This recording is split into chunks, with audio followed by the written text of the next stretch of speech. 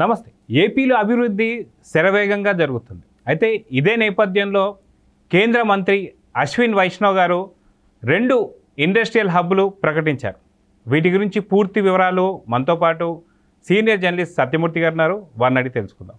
Sir నమస్తే. నమస్కారం అండి.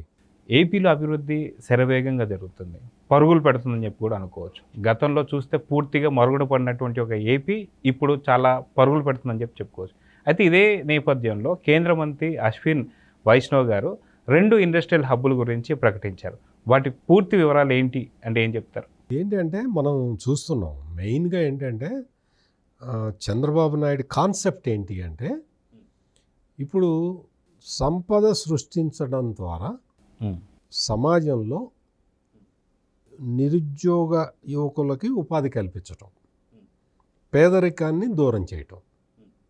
ఈ పేదరికాన్ని దూరం చేయాలన్నా, ఉద్యోగ అవకాశాలు మెరుగుపరచాలన్నా ఎట్లా చేస్తావు, ఎట్లా చేయాలి అంటే సంపద సృష్టించడం. సంపద సృష్టి అంటే ఏంటి అంటే ఇప్పుడు సంపద సృష్టించడం అంటే జగన్మోహన్ రెడ్డి అండ్ కంపెనీకి ఆ కాన్సెప్ట్ అర్థం కాదు. వాళ్ళకి వ్యక్తిగతంగా సంపాదించుకోవడం తెలుసు, కానీ రాష్ట్రానికి సంపద సృష్టించటం ఎలా అనే కాన్సెప్ట్ వాళ్ళకి లేదు. వాళ్ళ దగ్గర వాళ్ళకి తెలీదు, వాళ్ళు దాన్ని పట్టించుకోరు. కానీ ఇక్కడ ఏంటి అంటే సంపద సృష్టించడం అంటే ఇదే ఇన్ఫ్రాస్ట్రక్చర్ పెంచటం. రాష్ట్రంలో మౌలిక సదుపాయాలు పెంచితే ఇన్ఫ్రాస్ట్రక్చర్ దీన్ని ఎక్కువ చేయగలిగితే పరిశ్రమలు వస్తాయి, నీటిపారుదల ప్రాజెక్టులు కంప్లీట్ అవుతాయి. ఇవన్నీ చేయటం వల్ల ఏమవుతుంది, ఎంప్లాయ్మెంట్ జనరేషన్ జరుగుతుంది, అందరికీ కూడా ఉపాధి దొరుకుతుంది, రాష్ట్ర ప్రభుత్వానికి ఆదాయం వస్తుంది. రాష్ట్ర ప్రభుత్వానికి వచ్చిన ఆదాయంతో సంక్షేమ పథకాలని సజావుగా కంటిన్యూ చేయడానికి వీలు కలుగుతుంది. ఈ మొత్తం కాన్సెప్ట్లో భాగంగా మనం చంద్రబాబు నాయుడు ముఖ్యమంత్రి అయిన రోజు నుంచి మనం చూస్తూ ఉన్నాం. ఆ కంపెనీ వస్తున్నది, ఈ కంపెనీ వస్తున్నది, ఇన్ని వేల కోట్ల పెట్టుబడులు, అన్ని వేల కోట్ల పెట్టుబడులు అని వార్తలే వింటున్నాం. అంతకుముందు ఏం వినేవాళ్ళం, నీ అమ్మ మొగుడు చెప్పాడా, నీ అబ్బా మొగుడు అంటే నేను మరీ వాళ్ళు వాడే దరిద్రం బూతులు వాడలేక అందులో ఒక 2 బూతులు వాడా. సాధారణంగా అయితే అసలు అటువంటి భాష మామూలు మనుషులు ఎవరు మాట్లాడరు. ఏ మంత్రిని కదిలిచ్చిన ఇప్పుడు పౌర సరఫరాల శాఖ మంత్రి అని ఉండేవాడు అప్పుడు ఆ జమానాలో. ఏమయ్యా నువ్వు బియ్యం ఇస్తున్నావా, ప్రజలకి కందిపప్పు ఇస్తావా, నూనె ఇస్తావా అంటే బూతులు మాట్లాడేవాడు తప్ప నూనె ఇచ్చేవాడు కాదు, కందిపప్పు ఇచ్చేవాడు కాదు. ఒక పర్యాటక శాఖ మంత్రి ఒక ఆమె ఉండేది. ఆమెని ఏమా నీ పర్యాటక శాఖలో ఏమన్నా అభివృద్ధి జరుగుతుందా అంటే వాడు వీడు అది ఇది అని చెప్పి వేరే విషయాలు మాట్లాడేవాళ్ళు తప్ప ఏమన్నా ప్రోగ్రాము, కొత్త ప్రోగ్రాము ఇది అనలేదు. ఇప్పుడు మీరే చూస్తున్నారు కదా జగన్ గారు, చంద్రబాబు నాయుడు ప్రభుత్వం అధికారంలోకి వచ్చిన రోజు నుంచి మంత్రులందరూ ఎవరి శాఖలో వాళ్ళు బిజీ, వాళ్ళంతా రివ్యూలు చేసుకుంటున్నారు. వాళ్ళు అసలు దీన్ని ఎట్లా స్ట్రీమ్లైన్ చేయాలి, జగన్ పెట్టిన బొక్కలన్నింటినీ ఎట్లా పూడ్చాలి, రాష్ట్రాన్ని ముందరికి ఎట్లా తీసుకెళ్ళాలి. అసలు రాష్ట్ర ఆర్థిక మంత్రి పయ్యావుల కేశవ్ అయితే ఆయన కదలటల్లా. ఎందుకు అంటే అన్ని బొక్కలు పెట్టిపోయాడు, ఎక్కడ బొక్కలు పెట్టాడో వెతుక్కొని వాటిని ఫుల్ఫిల్ చేయడంతో సరిపోతూ ఉన్నది.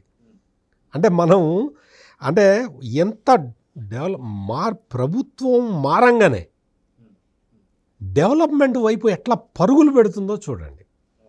మొత్తం మొన్న మనం చూసాం, శ్రీ సిటీకి వెళ్ళి చంద్రబాబు నాయుడు 15 ప్రాజెక్టులు ఆయన కొన్ని ఇనాగ్రేట్ చేయటం, కొన్ని శంకుస్థాపనలు చేయటం, కొన్నిటి మీద ఎంఓయూలు చేయటం, ఇవన్నీ ఫాస్ట్గా జరిగిపోయినాయి. అక్కడ కూడా ఆయన్ని చూసి అయ్యా మీరు మళ్ళీ ముఖ్యమంత్రి అయ్యారని మేము ఎక్కడో జపాన్ నుంచి మేము వచ్చామయ్యా, మీరు అంత ముందర మీరు శాంక్షన్ చేసిన ప్రాజెక్ట్ ఇది, ఇన్ని రోజులు మేము కట్టలేదు, ఇప్పుడు మేము కడుతున్నాము, మేము వస్తున్నాము అని చెప్పి వచ్చిన వాళ్ళే అందరూ. అంటే చంద్రబాబు నాయుడు గుడ్ విల్ అంత ఉంది. హీజ్ అంటే ఏపీ బ్రాండ్ ఇమేజ్ని ప్రొటెక్ట్ చేసే లీడర్ అనే ఒక ఇమేజ్ ఈయనకున్నది. అందుకనే ఇప్పుడు అసలు కేంద్ర ప్రభుత్వం కూడా ఆంధ్రప్రదేశ్ జగన్మోహన్ రెడ్డి కారణంగా సర్వనాశనం అయిపోయింది అన్న సానుభూతితోటి ఉన్నది. అసలు మొత్తం సర్వనాశనం అయిపోయింది, ఈ రాష్ట్రంలో ఏమీ లేదు, పెట్టుబడులు లేవు, పరిశ్రమలు రావు, ఉన్న వాటిని ఎల్లగొట్టేశాడు జగన్మోహన్ రెడ్డి, సజ్జల రామకృష్ణారెడ్డి కలిసి. దీన్ని ఏదో ఒక విధంగా ముందరికి తీసుకెళ్ళాలి అని చెప్పి కేంద్ర ప్రభుత్వం కూడా కృతనిశ్చయంతో ఉన్నది. అందుకనే ఇప్పుడు ఈ 2 సెజల్ని కూడా ఇది చేశారు. ఇది కడప జిల్లాలో కొప్పర్తి దగ్గర, ఇది మొత్తం 2596 ఎకరాల్లో ఉంటుంది. 2137 కోట్ల రూపాయల పెట్టుబడి వస్తుంది. దీనికి సంబంధించి 54,000 మందికి ఉపాధి కలుగుతుంది. అదేవిధంగా కర్నూలు జిల్లా ఓరవకల్లులో 2621 ఎకరాల విస్తీర్ణంలో వస్తుంది. 12,000 కోట్లు పెట్టుబడి, ఇందులో 45,000 మందికి ఉపాధి వస్తుంది. అంటే ఇవి ఏంటి అంటే మొత్తం ఇండస్ట్రియల్ హబ్ మనం కేంద్రం మనకి శాంక్షన్ చేయటమే గొప్ప విషయం. ఇంత ఫాస్ట్గా వర్క్ నడుస్తూ ఉండటం కూడా చాలా గొప్ప విషయం. ఇవన్నీ వచ్చేసి ఈ రోజున ఇప్పుడు మాకు ఆ ఏరియాల్లో అన్నిట్లో కూడా, ఇప్పుడు నేను రాయలసీమ టైగరు, రాయలసీమ ముద్దుబిడ్డ అని చెప్పి జగన్మోహన్ రెడ్డి ఎలివేషన్లు ఇచ్చుకుంటుంటాడు. ఏం చేసావు రాయలసీమకి? రాయలసీమలో భూములు ఆక్రమించావు, ల్యాండ్ టైటిలింగ్ యాక్ట్ తీసుకొచ్చి ఇళ్ళు భూములు ఆక్రమించావు. రాయలసీమ ముద్దుబిడ్డ అంటే ఇట్లా ఉంటాడు, చంద్రబాబు నాయుడు లాగా ఉంటాడు. ఈయన తీసుకొచ్చి ఇండస్ట్రియల్ హబ్స్ పెట్టడం, ఇవన్నీ తీసుకురావటం, ప్రత్యేకంగా ప్రధానమంత్రి నరేంద్ర మోడీ అసలు ఆంధ్రప్రదేశ్లో ఏం జరుగుతున్నదో అని ఆసక్తిగా చూస్తూ ఉన్నాడు. అసలు కేంద్రం ఇస్తున్న ఆ ప్రాజెక్టులన్నీ కూడా మిగిలిన రాష్ట్రాలు అది ఏంటో చదివే లోపల ఇక్కడ ఇంప్లిమెంటేషన్ జరుగుతున్నది. ఆంధ్రప్రదేశ్లో ఆ కేంద్రం అట్లా శాంక్షన్ చేయగానే ఇక్కడ ఇంప్లిమెంటేషన్ జరుగుతున్నది. అంత వైబ్రెంట్ మెకానిజం ఉంది ఆంధ్రప్రదేశ్లో. This is all because of Chandrababu Naidu. మీకు ఆ విశాఖపట్నంలో అచ్యుతాపురం సెజ్లో ఒక ప్రమాదం జరిగినప్పుడు దాన్ని జగన్మోహన్ రెడ్డి అసలు రాష్ట్రం మీద ఎట్లా బురదేద్దామా, రాష్ట్ర ప్రభుత్వం మీద ఎట్లా బురదేద్దామా అని చెప్పి చాలా ప్రయత్నాలు చేశాడు.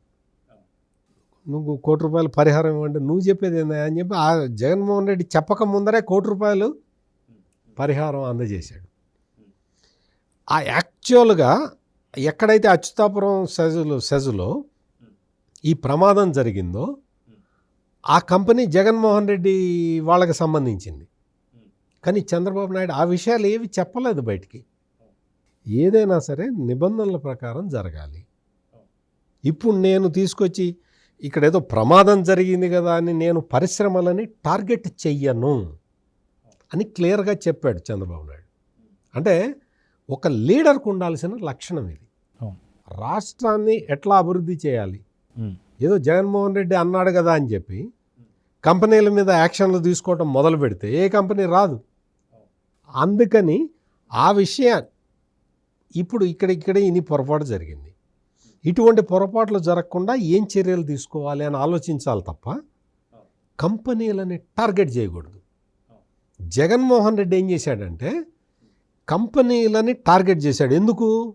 నాకు వాటా ఇవ్వండి అనో, ఇందులో నాకు షేర్ ఇవ్వండి అనో, నేను మనుషులను పంపిస్తాను వీళ్ళకి ఉద్యోగాలు ఇవ్వండి అనో, ఈ టైపులో కంపెనీలని బ్లాక్మెయిల్ చేశారు. దాంతో నువ్వు వద్దు, నీ రాష్ట్రం వద్దు అని చెప్పి పరిశ్రమలన్నీ వెళ్ళిపోయినాయి. ఈ రోజున మళ్ళీ ఆంధ్రప్రదేశ్ మొత్తం పరిశ్రమలతోటి కళకళలాడబోతున్నది. మీకు ఆంధ్రప్రదేశ్లో ఉన్న యూత్కి ఎంప్లాయ్మెంట్ దొరకటమే కాదు, ఇప్పుడు మొత్తం ఇండియా మొత్తంలో ఉన్న యూత్ అంతా కూడా ఉద్యోగాల కోసం ఎదురు చూసే యూత్ ఆంధ్రప్రదేశ్కి వచ్చే పరిస్థితి ఇప్పుడు రాబోతూ ఉన్నది. అయితే గతంలో ఎన్నికల కన్నా ముందు ఎవరైతే మాజీ ముఖ్యమంత్రి ఉన్నటువంటి ఒక వైఎస్ జగన్మోహన్ రెడ్డి ఒక ప్రముఖ మీడియా ఛానల్ అడిగినటువంటి క్వశ్చన్కి ఆన్సర్ చేస్తూ ఆయన చెప్పారనమాట, అసలుకి సంపద సృష్టించడం ఎలా, అది అసలు కాని పని, ఇప్పటిదాకా నేను ఇస్తా అన్న దానికన్నా సరే చంద్రబాబు నాయుడు గారు ఎక్కువ ఇస్తా అని చెప్పేసి అంటున్నారు, అది అసలు జరగదు.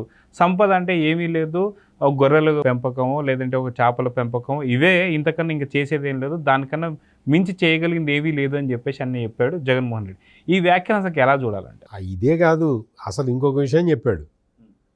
అసలు పరిశ్రమలకి ప్రభుత్వ భూములు అన్నీ ఇవ్వటం అవన్నీ వేస్ట్ అండి, దానివల్ల ఏం ప్రయోజనం లేదు అన్నాడు.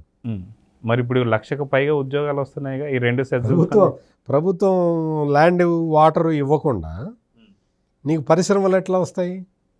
పరిశ్రమలు రాకపోతే జగన్మోహన్ రెడ్డి హయాంలో జరిగినట్టు యూత్ అంతా కూడా, అంటే పని చేసే శక్తి ఉన్న యూత్ అంతా కూడా తెలంగాణకి, కర్ణాటకకి, తమిళనాడుకి తరలి వెళ్ళిపోయారు. అది జరగకుండా ఉండాలి కదా. అది జరగకుండా ఉండాలంటే పరిశ్రమలు రావాలి కదా. పరిశ్రమలు రావాలి అంటే ప్రభుత్వం తగిన సౌకర్యాలు కల్పించాలి కదా. సౌకర్యాలు కల్పించాలి అంటే ల్యాండ్, వాటర్ మెయిన్ ఇవే కదా గవర్నమెంట్ చేతిలో ఉండేది. వీటిని ఆఫర్ చేస్తే వాళ్ళు వస్తారు. వాళ్ళు వచ్చిన తర్వాత ఎంప్లాయ్మెంట్ క్రియేట్ అవుతుంది. మొత్తం ఎంప్లాయ్మెంట్ క్రియేట్ అయిన తర్వాత వాళ్ళ ఎంప్లాయ్మెంట్ ఫుల్ఫిల్ అయిన తర్వాత ప్రొడక్షన్ స్టార్ట్ అయిన తర్వాత ప్రభుత్వానికి ఆదాయం వస్తుంది. అంటే మల్టిపుల్ బెనిఫిట్స్ ఉంటాయి ఇందులో. ఈ కాన్సెప్ట్ అంతా అర్థం కావాలి అంటే జగన్మోహన్ రెడ్డికి 3 జన్మలు పడుతుంది. అందుకనే ఆయనకి ఇవేవి అర్థం కావు. మద్యం ఎట్లా అమ్మాలి, ఇసుక ఎట్లా దోపిడీ చేయాలి అనే దాని మీదే కాన్సన్ట్రేట్ చేశాడు. మిగిలిన సమయాల్లో పబ్జీ ఆడుకుంటూ గడిపాడు. అంతకు మించి జగన్మోహన్ రెడ్డికి ఈ కొత్త కొత్త కాన్సెప్ట్లు ఇవన్నీ తెలియవు. మనం ఏదైనా సరే, ఇప్పుడు పోలవరం ప్రాజెక్టు దగ్గర నుంచి, అమరావతి రాజధాని నుంచి, ఇవన్నీ కూడా ఫాస్ట్ అయిపోయి అసలు విపరీతమైన వేగంతో వెళ్ళిపోతూ ఉన్నాయి. పోలవరం స్టార్ట్ అయిపోయింది ఆల్రెడీ, రీకన్స్ట్రక్షన్ ఆఫ్ పోలవరం అంటే జగన్మోహన్ రెడ్డి సమయంలో ఆగిపోయింది.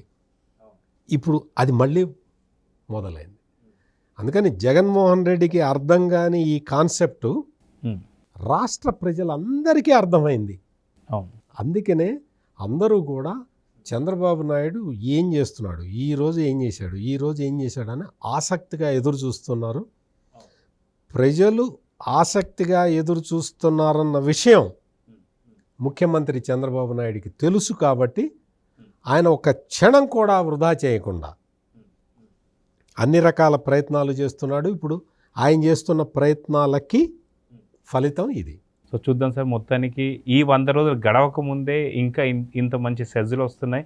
ఇంకా రానున్న 5 సంవత్సరాల లోపల ఇంకా అత్యద్భుతమైన డెవలప్మెంట్ అయితే మన కళ్ళ ముందు అయితే నిలవబోతుందని చెప్పి అర్థమవుతుంది. చూద్దాం ఏం జరుగుతుంది. నమస్తే. నమస్కారం అండి.